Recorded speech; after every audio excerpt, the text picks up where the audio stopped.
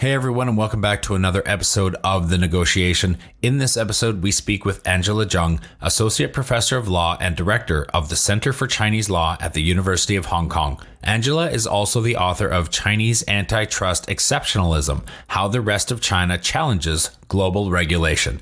We discuss what antitrust is and the relationship it has between business and government globally, which we greatly expound upon given the influence big tech companies have both in the US and in China. We also discuss the main consequences of China's ascent on the global antitrust policy landscape and what the West usually gets wrong about how Chinese policy is formed, as well as the delay of Alibaba's IPO and how Huawei is caught in the middle of the US-China antitrust policy tug-of-war. Enjoy.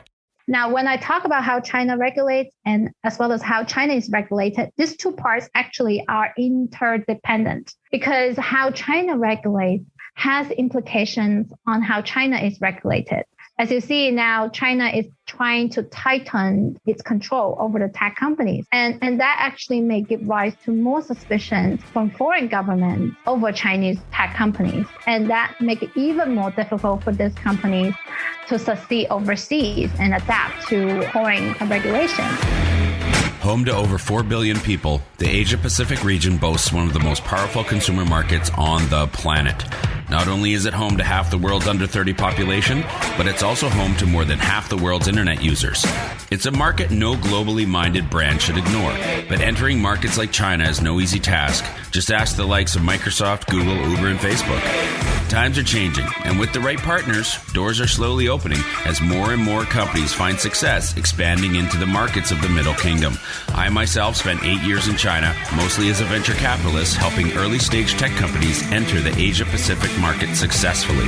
This show is dedicated to uncovering and examining successful China entry and growth strategies by interviewing the people behind those success stories. My name is Todd Embley, and welcome to The Negotiation, brought to you by WPIC Marketing and Technologies. Angela, welcome to the show. Thanks for coming on today. It's a pleasure to be here. So please introduce yourself. What sort of work do you do, and what is your primary area of expertise? I'm Associate Professor of Law at the University of Hong Kong. I also direct the Center for Chinese Law at my law school here. I primarily focus on studying regulatory issues in China, particularly in antitrust law. Right. Okay. So can you explain what antitrust is to those of our listeners who may not be familiar with the concept, and why is it so important in the relationship between business and government globally? Well, antitrust is an area of law that mainly deals with the anti-competitive effects arising from monopolies. But I have to clarify here that having a monopoly power does not necessarily mean that the firm is in violation of antitrust law.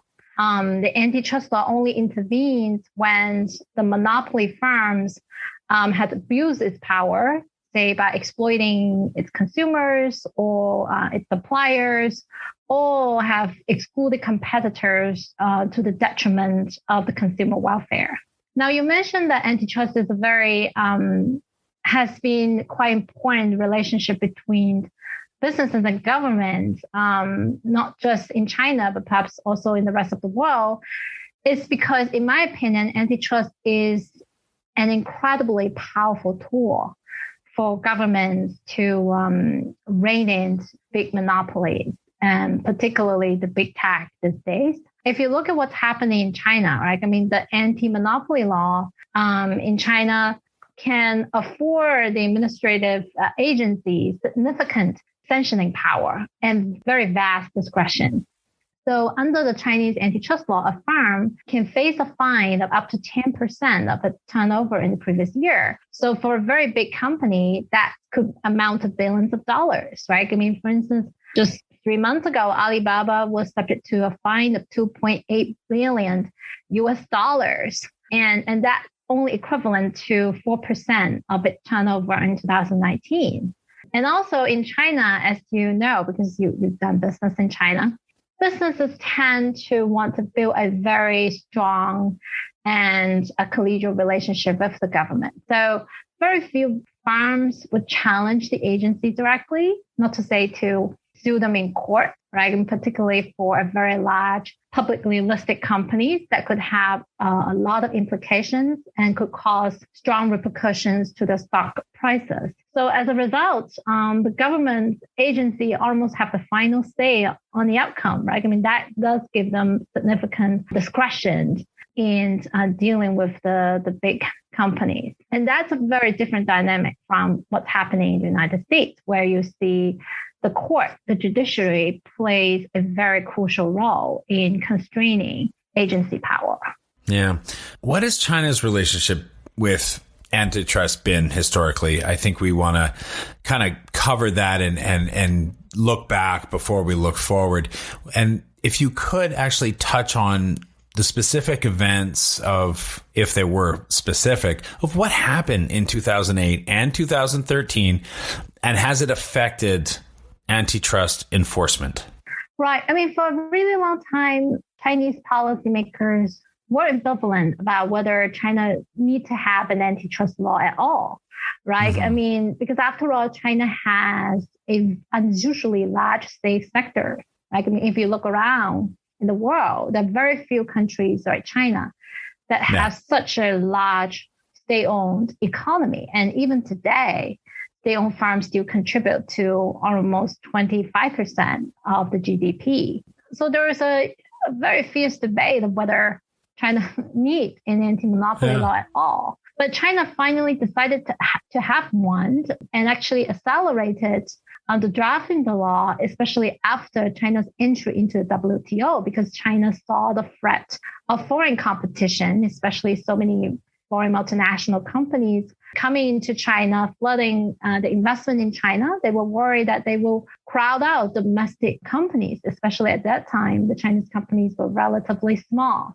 So, and that was one of the big and important reasons why China eventually adopted an anti-monopoly law in 2007. And so in 2008, the law became effective. And in a few years, I mean, the first few years, the agencies were very preoccupied with capacity building. They were busy drafting guidelines, having all these trainings and conferences. So it was a relatively quiet first few years. But what we see is really since 2013, we saw, there was a quite active enforcement, particularly between 2013 and 2015. And then after 2015, and especially after 2018, it became quiet again until very recently with the China's sudden interest in regulating its domestic tech giants. And all of a sudden, all this antitrust war was reinvigorated. So we know that antitrust, and a lot of people would be aware that antitrust has been in the news quite a bit lately, both with big tech in the US and the biggest tech players in China. Can you talk a little bit about the forces in China, whether it's government or just society at large, that are driving those conversations around antitrust? Right. I mean, there are several things going on in China.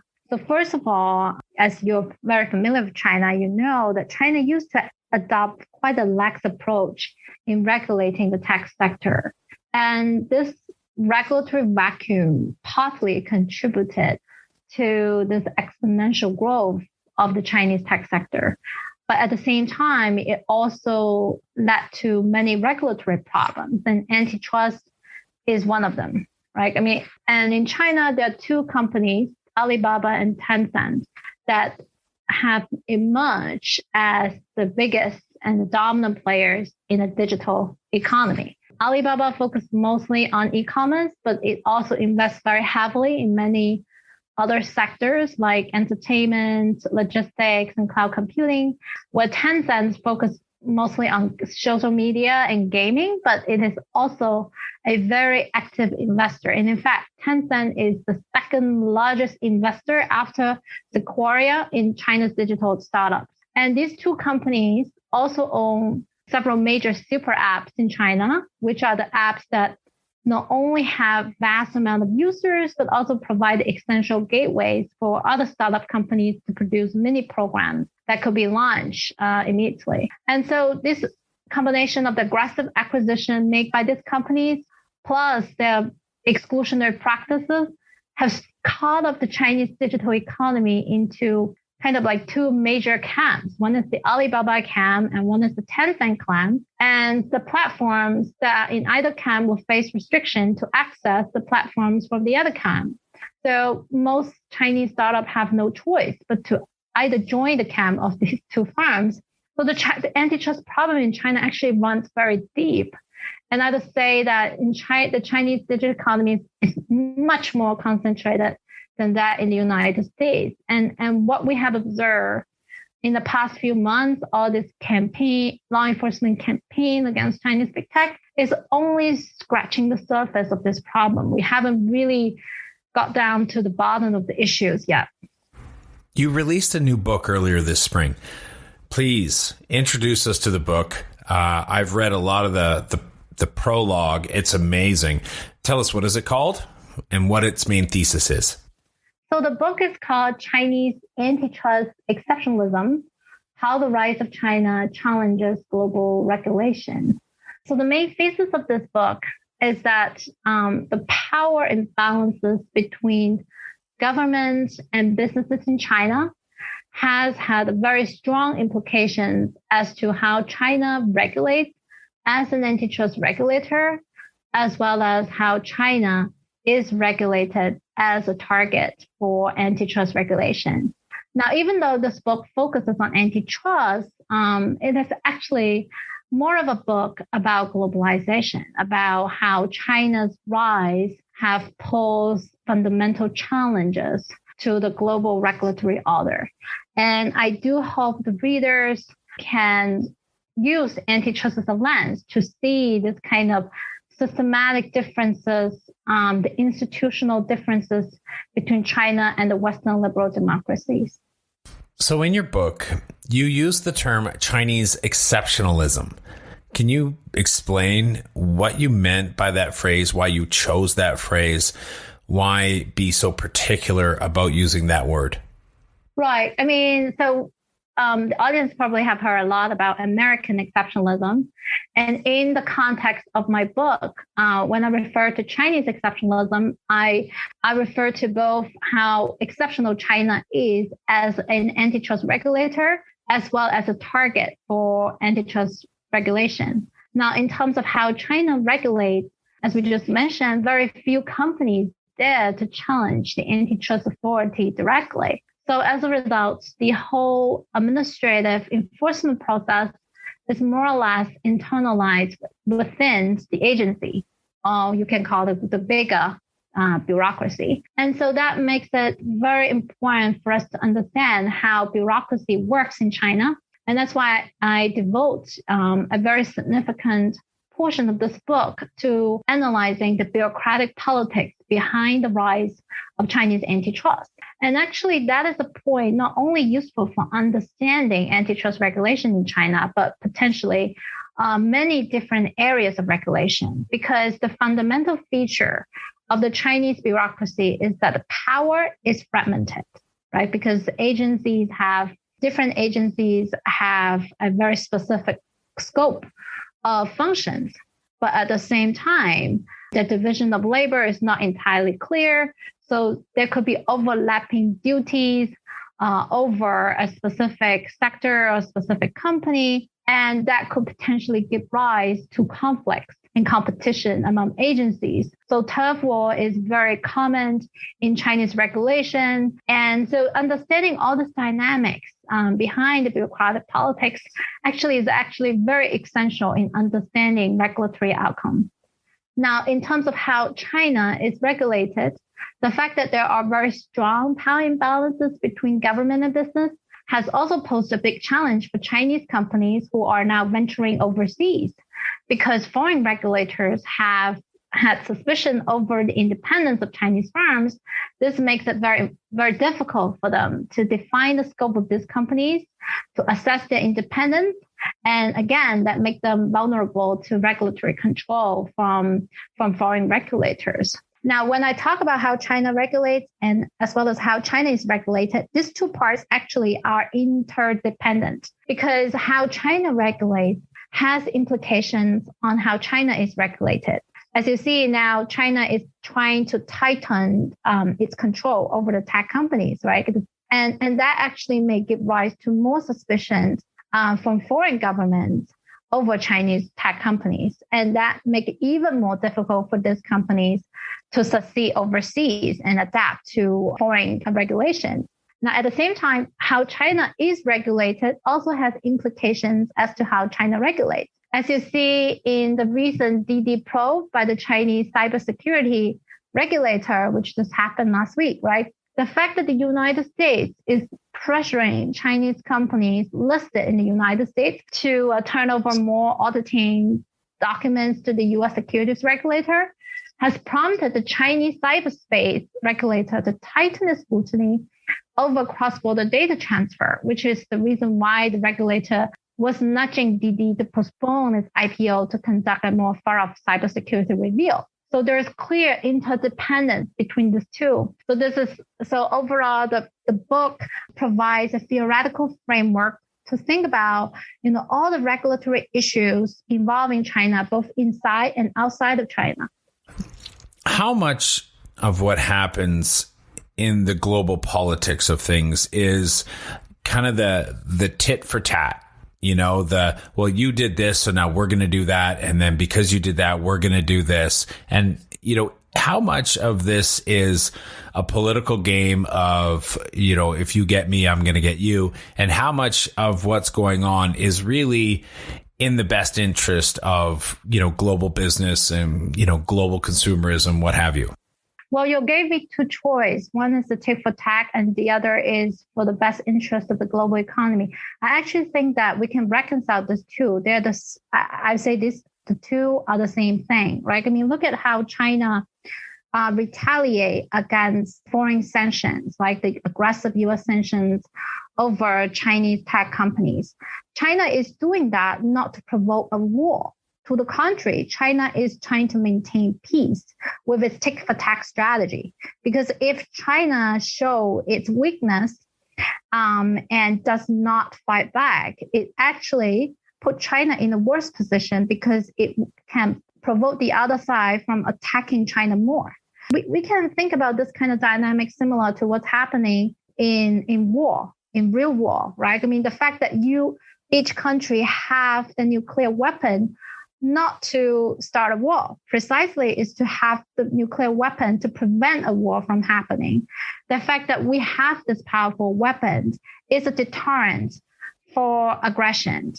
And I guess what China is doing right now with all this regulatory war, it is fighting with the United States, is trying to, it's a way of defense, it's a way of deterrence. And in the best case scenario, China will never need to use those laws and meet out those sanctions. Right. So what has been the main consequences of China's ascent on the global antitrust policy landscape? Well, there are many consequences, but I would like to highlight one of the biggest influence, and perhaps that was the most fascinating one, is that you can see in this round of the law enforcement campaign against big tech, the Chinese government has been trying to nudge these companies to become more innovative, right? Because we all know the Chinese tech companies are very innovative. They have excelled in consumer internet business as well as fintech business. They are really now standing at the frontier of things. However, they have yet to become really competitive when it comes to hardcore technology, things like semiconductors, right? And which is really China's weakest link in its competition and its tech rivalry with the United States.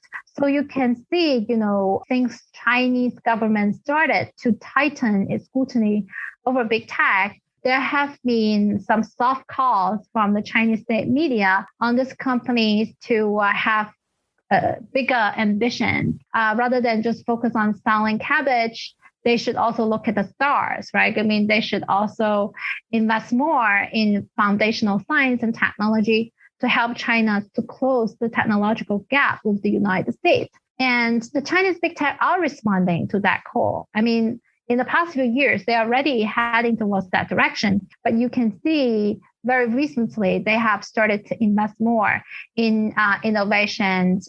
They have invested more in digital infrastructure, more in cloud computing, as well as driverless cars and robots. That's true. Battery technology, AI, China could basically stumble backwards over being the number one in AI just simply from the sheer amount of data that one would have to be able to become the greatest AI technology country in the world for sure. If we look beyond just antitrust and focus on the broader Chinese policy landscape, what do people in the West get wrong about the way Chinese policy is formed? So there is like a common Western perception that everything in China is driven from the top leadership. So the top leadership make up a mind, President Xi Jinping make up a mind, and then a policy is formed. So that's a very idealistic perception of the Chinese policymaking. The reality is that it's much more complicated and nuanced. Because the Chinese bureaucracy, as we talk about, is highly fragmented. And the top leadership, despite being very powerful, energetic, and smart, but they have very limited attention to be devoted to very specific regulatory issues. So the vast majority of the policy control is delegated to the bureaucracies. These are the technocrats who are in charge of overseeing specific sectors or companies, right? So before the law enforcement campaigns, which was initiated last year, I see the Chinese law enforcement over the tech sectors is mostly driven by a bottom-up efforts by the Chinese administrative agencies. And like in the area of antitrust, in the first decade of the enforcement is split among 3 different agencies. And these agencies have very different missions, very different objectives and structures and cultures as well. So, and these things play a very important role in influencing how the agencies will form the enforcement agenda, the regulatory approach in regulating companies, as well as the final regulatory outcome. And that's why, it's so essential and important to understand the bureaucratic politics in China in order to understand how policymaking works in China. Why do you believe, and I don't mean to put words in your mouth, but I believe that antitrust is a good lens to look at the shifting power dynamics between China and the West. Would you agree with that statement, and why? Right. I do agree with that, because even though my book deals with antitrust at the surface, but you realize the more you delve into those problems, it gets down to the bottom things, which is about the institutional differences between China and the Western liberal democracies, right? So in terms of how China regulates, because we don't have this kind of Western styles of checks and balance, because companies don't challenge agencies in court. So decisions are internalized within the bureaucracy. However, as a substitute for the Western styles of checks and balance, we have the Chinese style of checks and balance, because the power is fragmented within the bureaucracy, and there is often a consensus building process during policy making, right? And the agency have overlapping duties and functions as well. So you have this kind of internal checks and balance, which tends to be overlooked by Western observers. And in terms of how China regulates, it really the fundamental tension really comes down to the Chinese economic structure, which is built upon a state-led governance model, while at the same time, it's highly decentralized. So you can see pervasive state influence and fierce competition among Chinese firms at the same time. And that makes China a very elusive target for regulation. That is so true. I moved from China through Silicon Valley and back to Canada. And after coming back to Canada and living and realizing the way Canada's somewhat shifted, but still moreover a socialist type of nation, I have this kind of quip that I sometimes use to evoke conversation and some reaction from people, where I say, especially when I'm talking to people who might think that China is still communist, and I'd say you'd be so surprised how capitalist China actually is and how communist America actually is. Am I, even though I'm joking, do you think I'm that far off? No, I mean, the competition in China is very, very cutthroat. You work in the tech sector before, you know how crazy the hours are. In the tech sector, we have this 996 work hour schedule from 9 a.m. to 9 p.m. and work for 6 days in a week. And that's regarded as normal in Chinese tech sector. And, if you look at our ride-hailing business, these delivery workers, they are not employees. They are just contractors. And they work insane hours, but let this kind of benefits and pension protection like formal employees. So if they run into problems, they don't really have much labor protection. So, and that's China.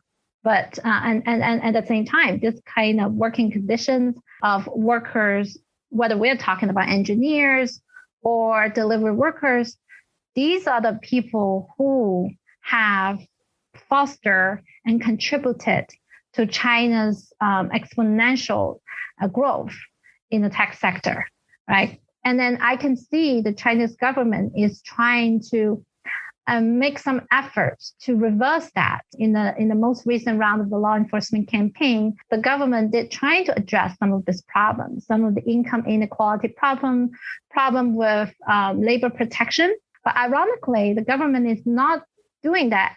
At least so far, I haven't seen the government is doing that through tax law or through labor law reforms, but rather through antitrust law, right? I mean, I saw the market regulators would go and summon this company and said, you guys need to stop overcharging the delivery workers or the merchants, and then also improve their welfare and benefits and improve the security, right? I mean, so it appears that the government is trying to leverage antitrust law to do a lot of things, including labor protection, welfare improvement for the suppliers of this platform. It's really astounding to hear the amount of the fine that Alibaba had to pay, leveraged from its own country, given or levied from its own country, just given what a tech darling they are in China. And I think it's a little bit shocking to the West to see their own country doing so. You would think that they would be celebrating everything that Alibaba is and has become wide and far, and would maybe let them get away with stuff. Maybe that it's a little bit of a lens into how we see things in the West and the fallacy of the way we see things in the West, especially how it happens in the East. But do you think that, even the pause on the IPO from Alibaba, was this a lot to do with what China's antitrust policies have become? I see this kind of actions against Alibaba is long overdue.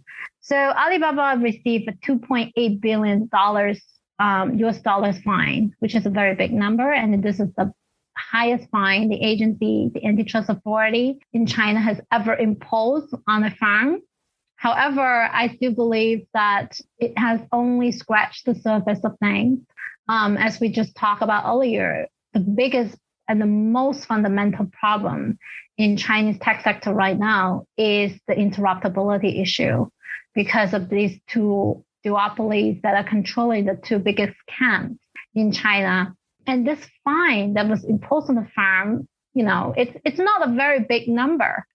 For a large company like Alibaba, it only accounted for 4% of its turnover in 2019. And it only addressed one particular problem, which is the choose one from two exclusionary business practices.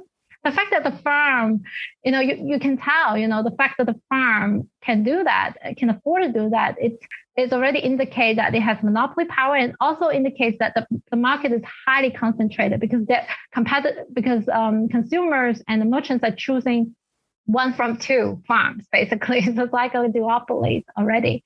So it's only putting an end. So this precedent, this very important precedent, and fine on Alibaba is trying to put an end to this kind of exclusionary practice, but it has yet to address the more fundamental and more thorny problem in the Chinese tech sector. And I, at this point, because the sector has become so concentrated with two biggest platform dominated the digital economy, it's really, really hard to reverse it with antitrust law. If we look at what's happening in Europe right now, Europe has slashed Google with almost $10 billion of fine, but it hasn't really reversed haven't changed the competition dynamics in Europe. It hasn't facilitated new entry. So, and that's why Europe is trying to introduce more legislation and impose ex-ante regulation on big tech, on those so-called digital gatekeepers, and impose more responsibility on those companies. I don't think China will go that far, at least not for now. But still, I just think that $2.8 billion is far from addressing the fundamental problems, antitrust problem with the Chinese digital economy. Mm-hmm. I mean, China has really come to the forefront with antitrust policies. Mm-hmm. And I feel like it's catching some of the West off guard. And I feel like when we were talking about this tit for tat type of relationship stuff too, I just thought that this, the TikTok threats and then the WeChat threats and everything's going to be bad. And then, all of our friends were probably switching different platforms and downloading new apps and things just in case, the worst would probably happen. I was just curious on your thoughts of, knowing what we know now and it's all kind of died down, how that happened, why that happened. Right. So the ban on TikTok and WeChat happened towards the end of Trump's presidency and also occur in the backdrop of the COVID outbreak in the United States, where Trump needed to divert its voters' attention from COVID to China, right? And now, Trump's biggest card is about data protection, that it is concerned that Chinese companies like TikTok and WeChat might be transferring data of the American teenagers to the Chinese government, or even including American military officials, things like that. So that was his biggest argument. And the fact that the Chinese tech firms have not been able to stand up against the Chinese government, as we just talked about earlier, that they rarely challenge the government, right? And not to say to sue them in court.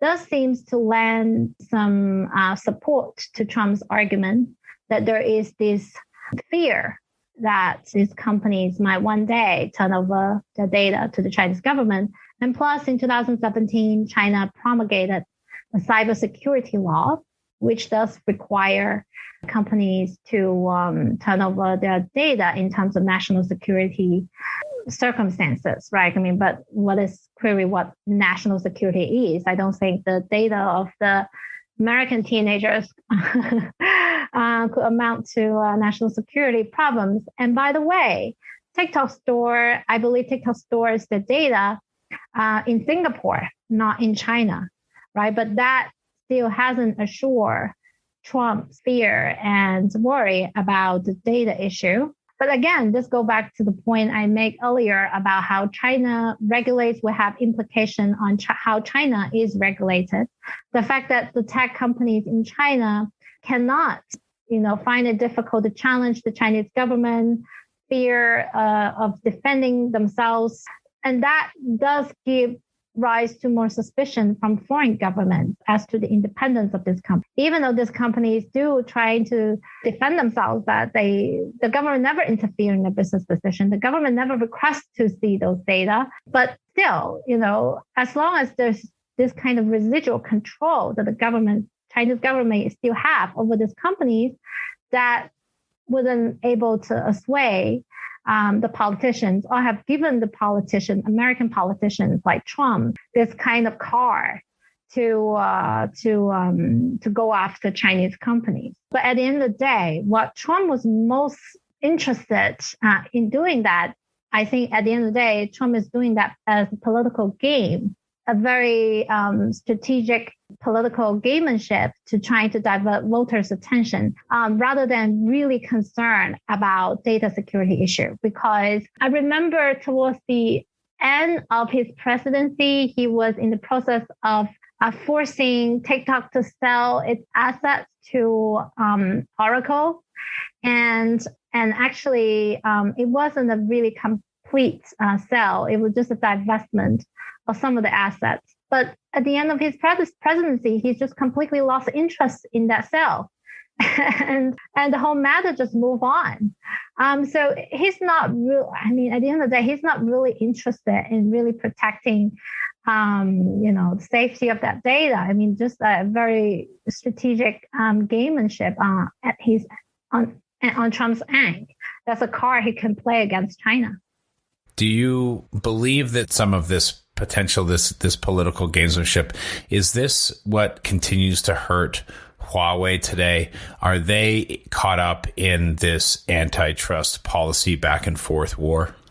Well, I mean, nationalism has been a very important force in today's politics, whether we are talking about nationalism in the United States, which is what Trump was doing in the past few years, as well as the rising nationalisms in China in response to what had happened to Chinese tech companies like Huawei, right? I mean, the fact that the U.S. is in the process of sanctioning Chinese tech giants like Huawei and ZTE and ban essential components and supplies to these companies have provoked kind of like a Sputnik moment in China, where the Chinese government has mobilized all the administrative resources and all the financial resources and trying to develop those critical components so its businesses can stay competitive with the United States.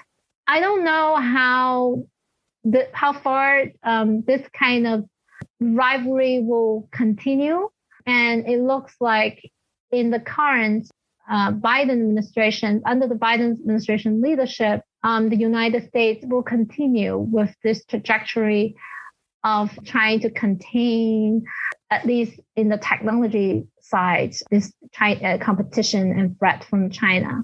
But I wouldn't estimate that this kind of tension will further escalate, because there was a point towards the end of Trump's presidency, there was a point that people will worry about whether there will be a war between China and the United States. And I would think that's very unlikely. I don't think that tension will escalate to a full-blown war, particularly if these two countries will continue to have significant leverage over each other. And as long as U.S. businesses are still flocking to China to make investment, there will be still companies like Tesla who are opening factories in China, and Apple still have the assembly line in China. I don't see that will happen, right? I mean, but if the U.S. government continue, if the U.S. government pressure its firms to leave the Chinese market, or the Chinese government ask for its tech companies to stop investing overseas, then we might see more decoupling, and that actually will make conflict more likely. Mm-hmm. Do you think that there'll be any follow through on, let's say, asking or potentially forcing Chinese companies that are listed on American stock exchanges to delist? Yeah, there was a lot of talk about this in the past few days. Yes, There was a big worry about those companies with this murky VIE structure to be asked to be delisted from the U.S. stock exchange because of cybersecurity concern. I think that perhaps over worry from the investors. I think the main concern from the Chinese government is about cybersecurity issues, and the whole regulatory events really started from the probe into Didi Chuxing, which is China's largest ride-hailing company, and has amassed troves of personal data as well as geographical data in China. So the concern is quite specific to Didi. And of course, Didi, the fact that Didi failed to listen to the regulator and went ahead with its IPO at a lightning speed gave the cybersecurity regulator a very perfect opportunity to justify its tighten oversight over cross-border data issues. And that's why you see the State Council immediately release some guidance notes calling on various government departments to enhance oversight over overseas listing. And also the cybersecurity regulator released a new draft guidelines over the weekend, which requests all companies with over 1 million users be required to go through a cybersecurity review when they go when they applied for overseas listing. So that creates an extra regulatory hurdle for those companies, tech companies. But I don't see it as a signal that China wants to close off its companies to the U.S. capital market. But it does make the Hong Kong security stock exchanges more attractive for Chinese firms because of the transaction cost reason and the policy reasons. But I don't read it as a signal that ban Chinese companies to go listed in the United States. But obviously, despite what has been happening, despite the U.S. antagonism against China, you still see, a long queue of Chinese companies interested in tapping into the U.S. securities market, right?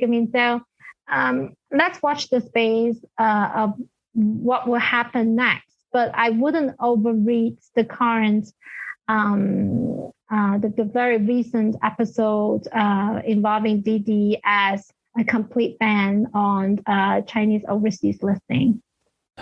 Do you think that the future between China and the West is going to be a positive and productive one? And why or why not?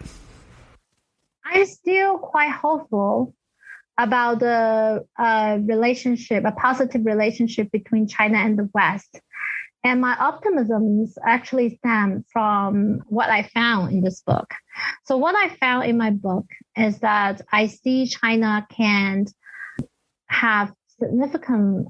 hold significant regulatory discretion over foreign companies. So China, in a sense, can hold hostage of foreign companies if it wants. But at the same time, you can see Chinese companies can be held hostage by foreign governments. And some of them are already sort of hostage to foreign governments. If you think about companies like Huawei and TikTok, right?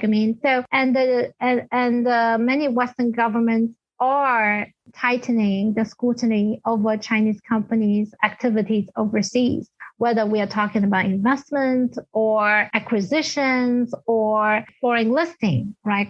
All fronts, foreign governments are increasing their oversight over Chinese companies and are in the process of increasing their leverage over these Chinese companies.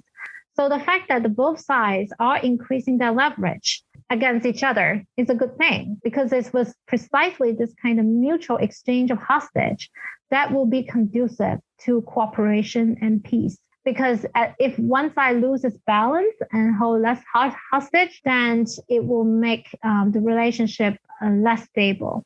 So, and that's the reason, this kind of hostage exchange that gave me the optimism for the future of the relationship between China and the West. I think your book is an absolute must read for anybody interested in China and knowing where we're going, especially in tech with antitrust and all this. Can you let people know where to find you, where to find your book, where can people buy your book? Oh, thank you for the kind words. So I created a website for this book. You can access the website at the Angela Zhang at angelazhang.net, and where you can find everything about this book. And the book is available on all the major outlets, Amazon, Book Depository, and also on OUP's website offer 30% discount. But you can find the discount code from my book's website.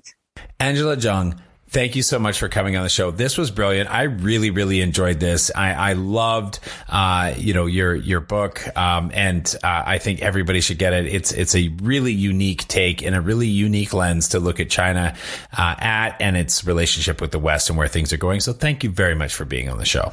Thank you. It was a great pleasure. Growing a company is hard. Doing it in a foreign market? Exponentially so. The best piece of advice I can give you is not to do it alone.